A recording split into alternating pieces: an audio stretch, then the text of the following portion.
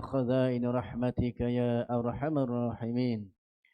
اللهم نور قلوبنا بنور هدايتك كما نورت الأرض بنور شمسك أبدا أبدا برحمتك يا أرحم الراحمين. آمين آمين يا رب العالمين. Yang dimuliakan pada Tuan Pengurusi, Tuan-tuan Imam, Tuan-tuan Bilal, Tuan-tuan Siak, Tuan-tuan sedang hadirin hadirat muslimin muslimat yang dirahmati Allah Subhanahu wa taala. Pertama-tama kita panjatkan kesyukuran kehadirat Allah Subhanahu wa taala. Alhamdulillah dipertemukan lagi kita pada malam ini. Mudah-mudahan tuan-tuan semua dalam keadaan sehat sejahtera. Sihat tuan-tuan ya semua? Alhamdulillah. Saya macam nampak tadi Haji Rahman. Betul ya? Oh, alhamdulillah. Saya bukan nampak-nampak. Memang beliau berada di surau ini. Alhamdulillah, ya, setelah melalui beberapa proses di hospital, akhirnya beliau berada di sini. Alhamdulillah, untuk kita sama-sama berada di surau, beribadat, ya, berjamaah bersama-sama. Dan inilah kumpulan kita yang kalau bolehlah sampai ke hari akhirat, sampai ke syurga lah, biar kita sama-sama pergi ke sana.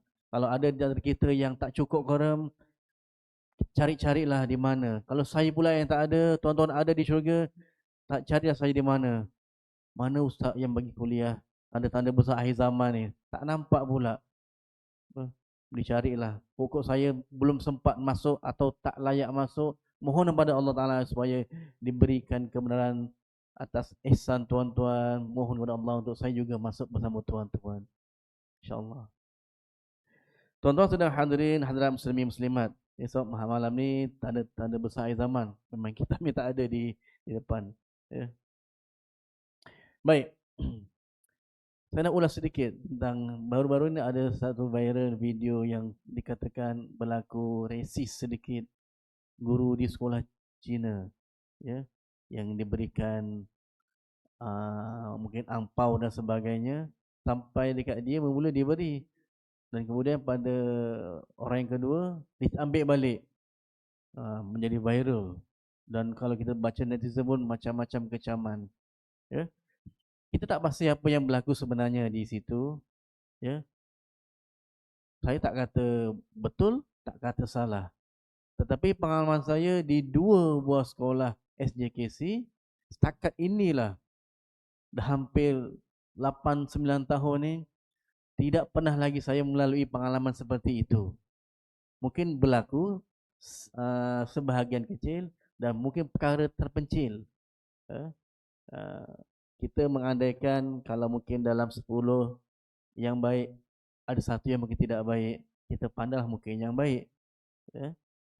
Setakat inilah untuk diri saya sendiri, saya tidak menerima lagi layanan seperti itu. Bahkan kami menerima seperti mana yang lain-lain. Jika ada angpau, semua dapat. Jika ada limau, semua dapat. Jika ada kenangan pangkat pun semua dapat. Kawan-kawan saya pun dapat prestasi cemerlang di sekolah Cina. Tak ada masalah. Ya, mungkin hanya kes-kes terpencil yang telah diviralkan. Dan kita apapun kena tabayun sesuatu perkara yang kita terus menuduh satu perkara tanpa usul periksa. Tapi memang isu tu menjadi hangat. Ini pada saya sendiri. Mungkin pada orang lain pernah kena. Saya sendiri, saya peribadi, saya tidak pernah melalui perkara itu lagi lah. Akad ni lah insyaAllah. Alhamdulillah. Baik tuan-tuan sedang hadirin, hadirat muslimin muslimat. Kita teruskan kuliah kita pada malam ini. Kita masih lagi membicarakan tentang turunnya Nabi Isa alaihi salam. Dan pada malam ini kita melihat tentang dalil-dalil Al-Quran tentang turunnya Nabi Isa Al-Masih alaihi salam. Bismillahirrahmanirrahim. Daripada surah Az-Zukhruf ayat 57 hingga 61. A'udzu billahi minasyaitonir rajim. Walamma duriba banu Maryam masalan idza qaumuka minhu yusiddun wa qalu alihatuna khairun amhu ma darabu laka illa jadala bal hum qaumun husimun in huwa illa 'abdun an'amna 'alaihi wa ja'alnahu masalan li bani Israil walau nasha'u laja'alna minkum malaikatan fil ardi yakhlufun wa innahu la'ilmu lis-sa'ati fala tamtarunna biha wattabi'un hadza siratum mustaqim. Dan tatkala putera Maryam, yakni Isa ibnu Maryam dijadikan perumpamaan, tiba-tiba kaum Quraisy bersorak kerananya. Dan mereka berkata, manakah yang lebih baik, Tuhan-Tuhan kami atau dia, Nabi Isa? Mereka tidak membezakan perumpamaan itu kepadamu, melainkan dengan maksud membantah sahaja. Sebenarnya mereka adalah kaum yang suka bertengkar. Isa Al-Masih tidak lain hanyalah seorang hamba yang kami berikan kepadanya nikmat kenabian dan kami jadikan dia sebagai tanda bukti kekuasaan Allah untuk Bani Israel. Dan kalau kami kehendaki, benar-benar kami jadikan sebagai gantimu di muka bumi malaikat-malaikat yang turun-temurun, dan sesungguhnya Isa itu benar-benar memberikan pengetahuan tentang hari kiamat. Karena itu, janganlah kamu ragu-ragu tentang kiamat itu dan ikutilah aku. Inilah jalan yang lurus. Ya, tuan-tuan boleh rujuk balik pada Quran surah Az-Zukhruf ayat 57 hingga ayat 61. Baik. Ayat-ayat di atas membicarakan Isa Al-Masih alaihissalam, dan pada ayat yang terakhir itu disebutkan wa innahu wa innahu la ilmul lis-saati fala tamtarunna biha wattabi'un. Baik. Di situ maksudnya lah, dan sesungguhnya Isa itu benar-benar memberikan pengetahuan tentang hari kiamat, yakni turunnya Isa Al-Masih alaihissalam ke dunia ini sebelum berlakunya hari kiamat, dan itu adalah merupakan antara tanda-tanda besar yang dah sangat dekat berlakunya hari kiamat. Ya. Sebab kita dah lihat sebelum ni bagaimana bila Nabi Isa dah turun, maknanya telah melalui proses Imam Al-Mahdi. Dan kalau kita ingat balik, Isa turun di mana? Di satu menara di Damsyik. Ketika itu Imam Mahdi dan pengikutnya sedang hendak menunaikan solat subuh berjamaah. Dan ketika itu dijemput Nabi Isa untuk menjadi imam, tapi Nabi Isa tetap menolak sebab ini bukan zaman Nabi Isa lagi. Dan dia hanya turun untuk membenarkan syariat Nabi Muhammad sallallahu alaihi wasallam. Lalu terus Imam Mahdi yang menjadi imam solat subuh. Sebab turunnya Nabi Isa hanya misinya untuk membunuh Dajjal. Dajjal tak ada siapa yang boleh bunuh. Hatta Imam Mahdi pun tak boleh nak membunuh. Hanya Nabi Isa saja yang membunuh Dajjal. Imam Ahmad meriwayatkan dengan sanadnya dari Ibnu Abbas mengenai penafsiran ayat ini, bahawa yang dimaksudkan dengan keluarnya Isa Al-Masih alaihissalam sebelum terjadinya hari kiamat. Sebab dalam ayat tu dia cuma tulis wa innahu la'ilmul lis-sa'ati fala tamtarunna biha wattabi'un. Oleh itu makna dia asalnya, dan sesungguhnya Isa itu benar-benar memberikan pengetahuan tentang hari kiamat. Jadi ulama mentafsir ayat, walaupun maknanya dikatakan Isa itu memberikan pengetahuan tentang hari kiamat, tapi yang dimaksudkan pengetahuan ialah cerita tentang Nabi Isa turun di akhir zaman sebelum berlaku kiamat, sebagai pengetahuan bahawa itulah tanda-tanda yang makin hampir dengan kiamat. Begitu juga dengan pendapat Al-Hafiz Ibnu Katsir. Ibnu Katsir juga berkata bahawa yang benar bahawa dhamir atau kata ganti pada lafaz innahu. Ayat tadi menggunakan Wa innahu. Siapa yang ada Quran boleh buka atau dalam handphone, ya. Bila tulisannya wa innahu, hu tu ha depan hu, kalau dalam kaedah bahasa Arab itu adalah ha dhamir. Apa makna ha dhamir? Ha kata ganti diri. Innahu, inna sesungguhnya, hu tu inna hu tu nya, sesungguhnya. Nya tu kembali kepada siapa? Kepada Isa Al-Masih. Sebab cerita di atas tu adalah tentang Isa. Mana mungkin bila sesungguhnya nya dia pada orang lain, tidak. Jadi hu itu adalah kata ganti diri yang merujuk kepada Isa Al-Masih dalam konteks perbicaraan, ya, ayat tentang turunnya di akhir zaman. Itulah kalau kita baca doa, perasan tak? Kadang-kadang imam baca Allahumma inna, Allahumma inni. Bila inna tu sesungguhnya kami, bila inni sesungguhnya aku. Lain. Kalau kita baca macam tahlil, kita baca Allahumma ghfir lahu, ampunkanlah dosa baginya lelaki. Hu tu nya lelaki. Kalau perempuan, Allahumma ghfir laha. Ha tu ganti diri untuk perempuan. Itu untuk penggunaan, ya. Jangan tengok dua bantai je. Hu, ha, he, membelasah je. Ya. Ada hu lelaki, ha untuk perempuan.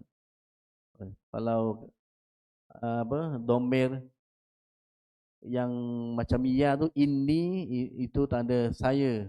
Kalau inna nun alif itu tanda bagi kami. Mana kalau tuan-tuan belajar bahasa Arab tahulah. Saya nak terangkan pun tak boleh terangkan. Tapi tahulah benda tu, ya.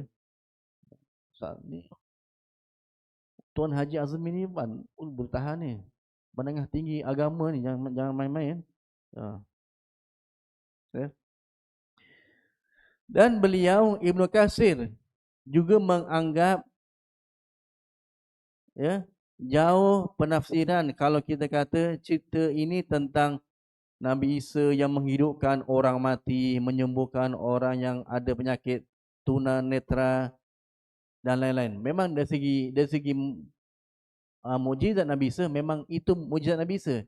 Tapi dalam konteks ayat ini dia tak cerita tentang Nabi Isa punya mukjizat, tapi cerita dia tentang turunnya di akhir zaman. Ya, ulama jelaskan terus supaya kita jelas cerita tentang ayat ini.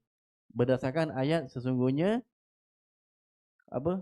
Sesungguhnya Isa itu benar-benar memberikan pengetahuan tentang hari kiamat. Jadi ulama mentafsirkan makna ayat itu. Itulah ceritanya sebenarnya. Baik.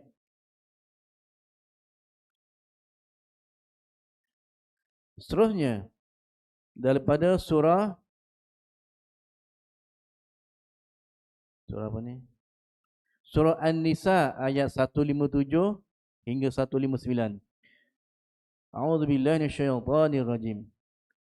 Wa qaulihim inna qatalnal masiha Isa ibn Maryam Rasulullah wa ma qataluhu wa ma salabuhu walakin syubbiha lahum wa innal ladzina ikhtalafu fihi lafi syakkim min ma lahum bihi min ilmin illa ittiba'az zann wa ma qataluhu yaqina bar rafa'ahu Allahu ilaihi wa kana Allahu azizan hakima.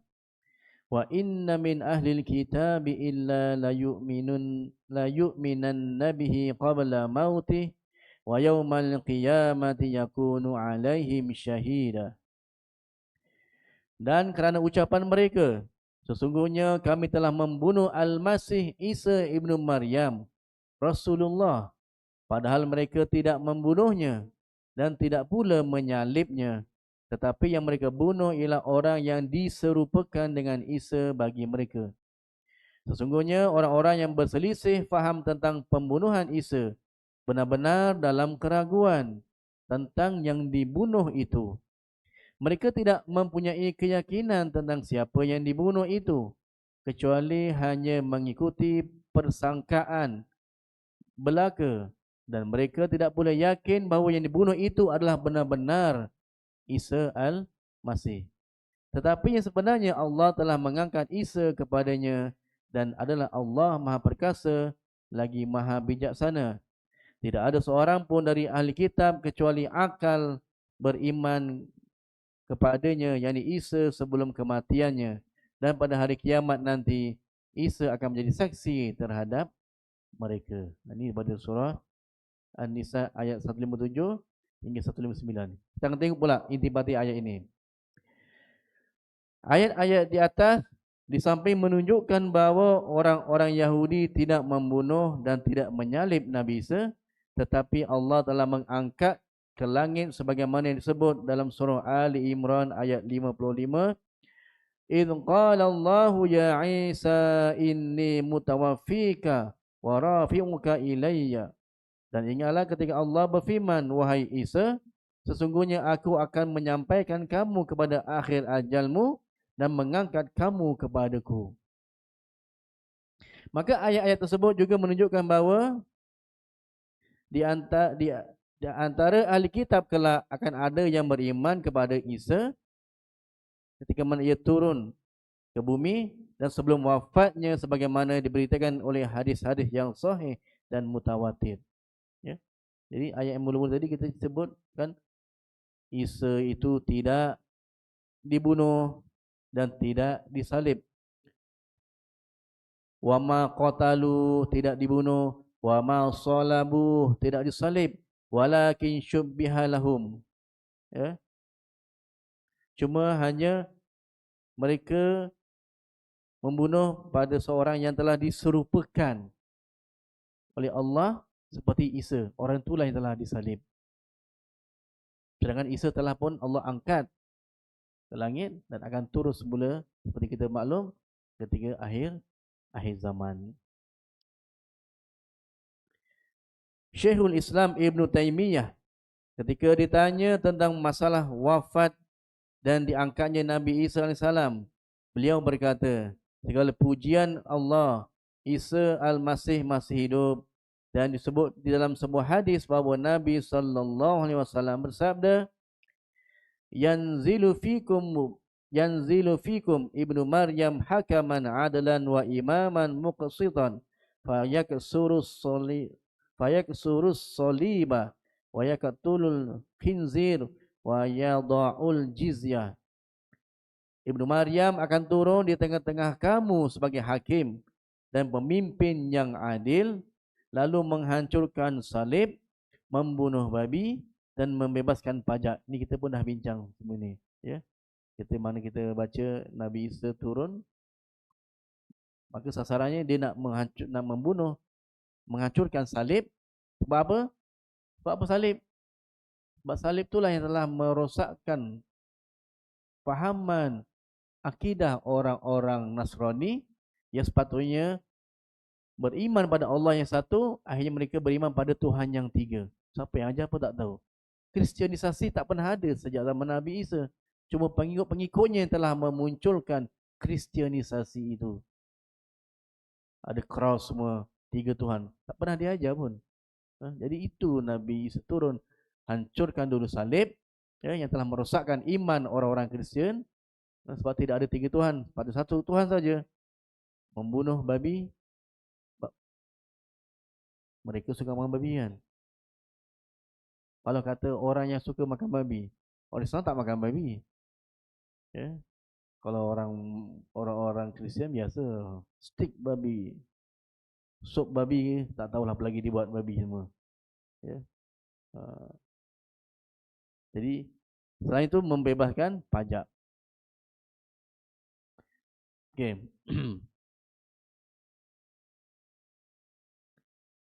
Selanjutnya Syekhul Islam mengatakan, dan disebutkan pula dalam hadis sahih bahawa Isa akan turun di menara putih sebelah timur Damsyik dan akan membunuh Dajjal. Maka barang siapa yang rohnya telah berpisah dari tubuhnya, tidaklah tubuhnya akan turun dari langit. Dan jika dihidupkan kembali, maka ia akan bangkit dari kuburnya. Sebab ia berkaitan dengan ayat Quran tadi tu, daripada surah Ali Imran ayat 55. Bila Allah mengatakan idz qala Allahu ya Isa inni mutawaffika wa rafi'uka ilayya. Dan ingatlah ketika Allah berfirman, wahai Isa, sesungguhnya aku akan menyampaikan kamu kepada akhir jalanmu dan mengangkat kamu kepadaku. Jadi ada ulama yang mengatakan, tengok kalau baca ayat tu macam akhir ajal Nabi Isa. Nabi Isa mati ke? Kalau ikut ayat itu, aku akan sampaikan kamu Isa kepada akhir ajalmu, mutawafika kematianmu. Soalan begitulah, dan mengangkat kamu kepadaku.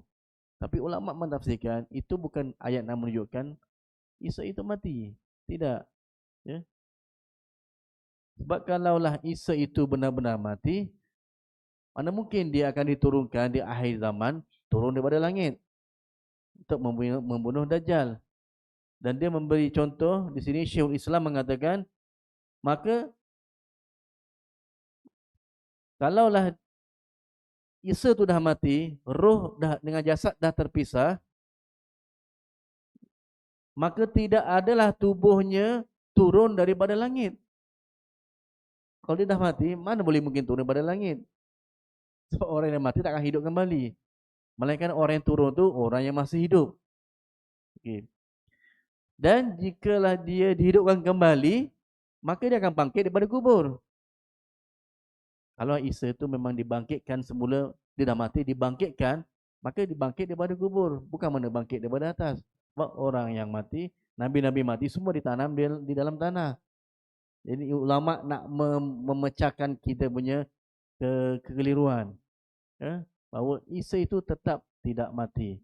Kalau dia mati, macam mana boleh turun daripada langit? Sebab roh dengan jasad dah berpisah. Tak mungkin boleh turun daripada langit.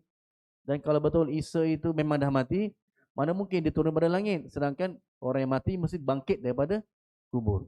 Itu pendapat Syekhul Islam nak menafikan.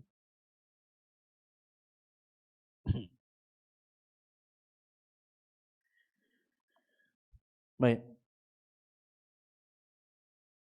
Bagi ayat ilayya wa mutahhiruka minal ladzina kafaru inni mutawaffika wa rafi'uka. Sesungguhnya aku akan menyampaikan kamu kepada akhir ajalmu dan mengangkat kamu kepadaku serta membersihkan kamu dari orang-orang kafir. Di hujung tu, membersihkan daripada orang-orang kafir, orang-orang yang telah menyeleweng daripada ajaran Isa yang sebenarnya. Sebab tu Isa tak pernah mengajar Trinity. Tapi bila Nabi Isa dah tak ada, pengikutnya pula munculkan Trinity. Tuan-tuan bukalah dalam Bible ke dalam pada Old Testament semua, tak akan jumpa perkataan Trinity. Sedangkan mereka sekarang menggunakan Trinity. Perkataan itu tak pernah diguna pun. Bahkan perkataan Kristian pun tak muncul dalam Bible. Injil tak pernah sebut. Itu perkataan-perkataan baru yang dimunculkan oleh pengikut-pengikut Nabi Isa. Itulah Nabi Isa perlu turun ke dunia untuk membetulkan kesalahan-kesalahan pengikut dia. Nak memberitahu, kamu semua telah salah bila menganggap aku ini sebagai Tuhan, sedangkan aku ni hanya seorang pesuruh Allah Ta'ala. Dan sekarang ini adalah waktu syariat Nabi Muhammad sallallahu alaihi wasallam, maka kena ikut syariat Nabi Muhammad sallallahu alaihi wasallam.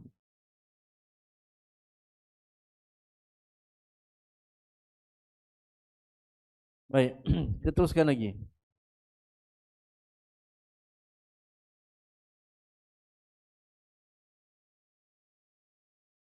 Dalam ayat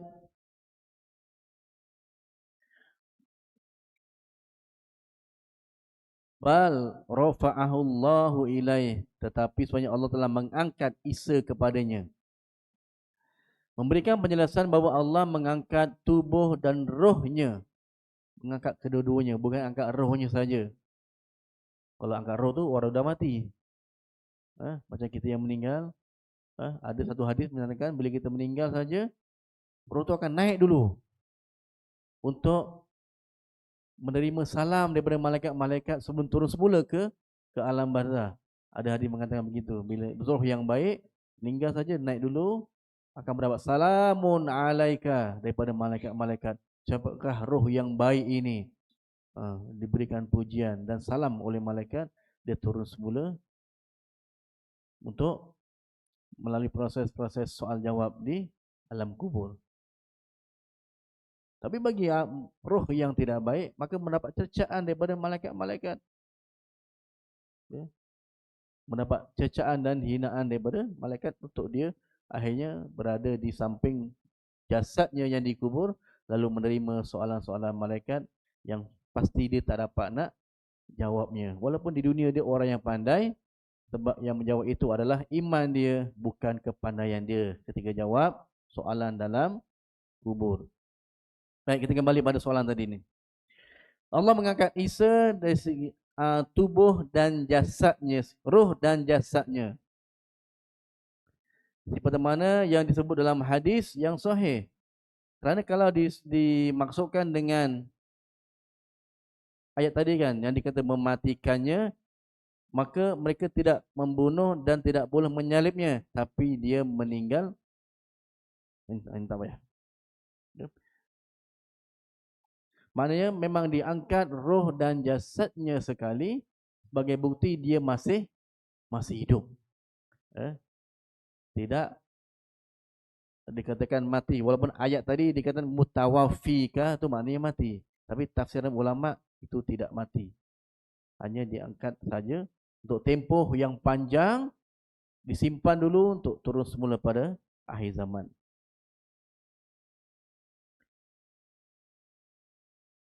Dan kadang-kadang yang dimaksudkan ialah memegang roh ketika tidur, seperti mana Allah berfirman, Allahu yatawaffal anfusa hina mautiha wallati lam tamut fi manamiha. Allah memegang jiwa orang ketika matinya dan memegang jiwa orang yang belum mati pada waktu tidurnya. Sebab perkataan mati tu, ya. Orang yang tidur pun Allah firman dalam keadaan perkataannya mati. Mutawafika, mematikannya.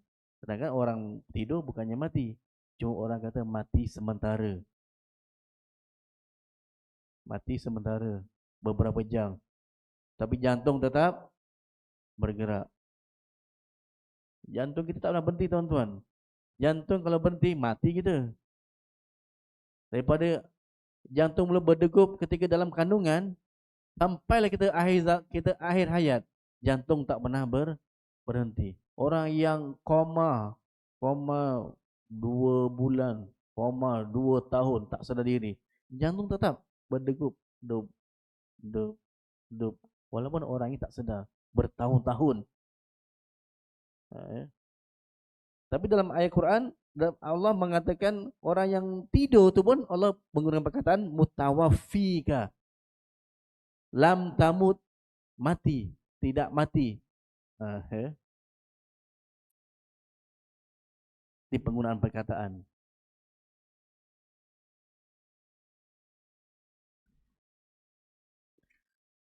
Baik.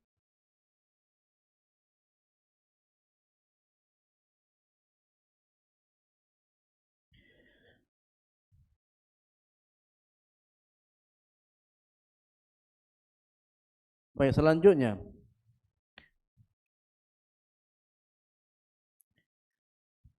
Setelah mengemukakan berbagai pendapat mengenai makna ayat ini, Ibnu Jarir berkata, dan pendapat yang paling sahih adalah pendapat bahawa takwil ayat itu ialah mengatakan Isa itu tidak meninggal dunia. Ya. Itu pendapat yang paling sahih. Semua ulama, ya, tidak ada seorang pun daripada mereka ini yang mengatakan Isa telah pun meninggal dunia. Sedangkan semua berpendapat yang sama, Isa masih belum meninggal. Sebab dulu ada juga pendapat yang mengatakan Isa dah mati. Siapa cakap Isa belum mati? Ada yang bercakap dulu. Jadi kalau ikut kitab yang lain, Nabi Isa belum mati. Ya.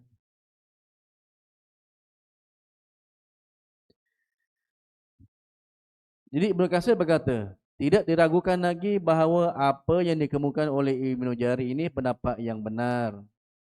kerana merupakan maksud dari konteks ayat-ayat yang menetapkan pengakuan orang Yahudi bahawa mereka telah membunuh Isa, menyalib dan menyerahkan kepada orang-orang Nasrani. Ya. Seperti ayat tadi terangkan, mereka yakin mereka membunuh Isa, sedangkan mereka sebenarnya pun tak begitu yakin.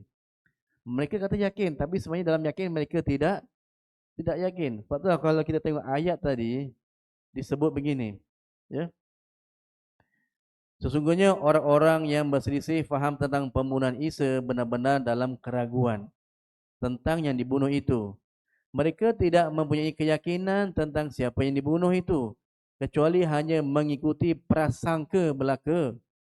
Dan mereka tidak yakin bahawa mereka yang mereka bunuh itu adalah Isa. Tapi mereka mengatakan, kita telah bunuh Nabi Isa, telah salib Nabi Isa. Sedangkan mereka sendiri pun rasa macam tak begitu yakin. Betul ke Isa yang kita bunuh ni? Sebab Allah dah terangkan dalam Quran. Mereka sendiri pun sebenarnya tidak begitu yakin. Tapi mereka tetap mengatakan, kami dah bunuh Nabi Isa, dah salib Nabi Isa. Ya. Mereka bercakap sesuatu yang sebenarnya mereka sendiri tidak yakin. Ya. Dan dalam proses pembunuhan Isa ini, saya ada bawa satu riwayat ya. Dalam satu riwayat yang sahih yang sampai kepada Ibnu Abbas, ketika Allah hendak mengangkat Isa ke langit, beliau menemui para muridnya dan ketika itu di rumahnya ada 12 lelaki Al-Hawariyun. Bila Al-Hawariyun kita tahu, pengikut Nabi Isa yang 12 orang ini disebut Al-Hawariyun. Kemudian Isa mengatakan, siapakah di antara kalian yang wajahnya digantikan seperti wajahku? Lalu dia akan dibunuh menggantikan aku dan dia akan mendapat syurga yang darjatnya sama dengan aku. Lalu berdiri seorang pemuda yang paling muda usianya, saya. Lalu Isa kata, duduk. Nabi Isa mengulang lagi tawarannya. Dan pemuda itu juga yang mengangkat tangan, saya. Nabi Isa tetap menyuruh duduk. Dan kali ketiga Nabi Isa tanya. Nabi Isa tanya, siapa yang, dia kata, Nabi Isa tanya, siapa di antara kalian yang wajahnya boleh digantikan dengan wajahku, kemudian dia akan dibunuh menggantikan aku. Dan siapa yang sanggup, orang itu akan mendapat darjat yang tinggi dan syurganya seperti mana taraf aku sebagai seorang Nabi. Jadi yang pengikutnya seorang tu yang angkat tangan, sanggup. Saya sanggup mengganti tempat Nabi Isa, sanggup dibunuh. Ya. 3 kali. Dia juga yang bangun. Lalu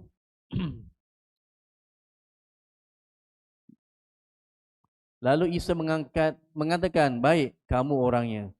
Lalu dia diserupakan dengan Isa dan Isa diangkat melalui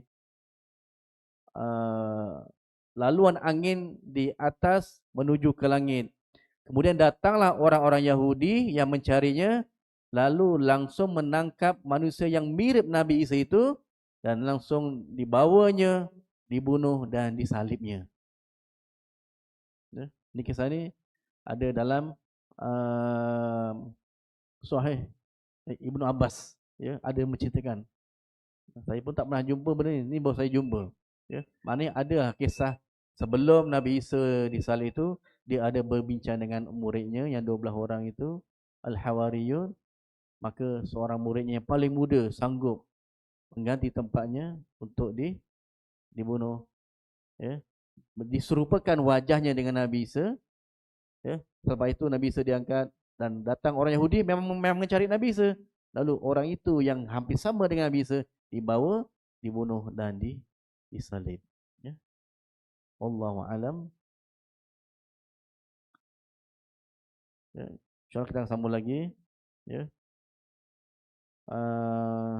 Selepas ini kita akan lihat pula dalil-dalil sunnah. Jadi kita lihat ayat Quran, dan lepas ini kita akan lihat hadis-hadis Nabi yang menceritakan tentang turunnya Nabi Isa alaihissalam ke dunia ini pada akhir zaman. InsyaAllah kita jumpa lagi. Ya. Selepas raya kot, puasa kita tidak ada tazkirah Ramadan. Kita off. Yang baik pada Allah SWT, yang lemah bagi saya sendiri. Jadi saya akhiri dengan bacaan tasbih kafarah dan surah Al-Asr. Subhanakallahumma wa bihamdihi, subhanakallahumma wa bihamdika, asyhadu an la ilaha illa anta, astaghfiruka wa atubu ilaik. Bismillahirrahmanirrahim. Wal 'asr, innal insana lafi khusr, illa alladhina amanu wa 'amilus salihati wa tawasaw bil haqq wa tawasaw bis sabr.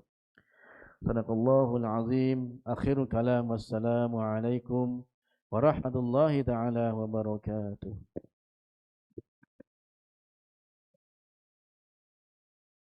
Allah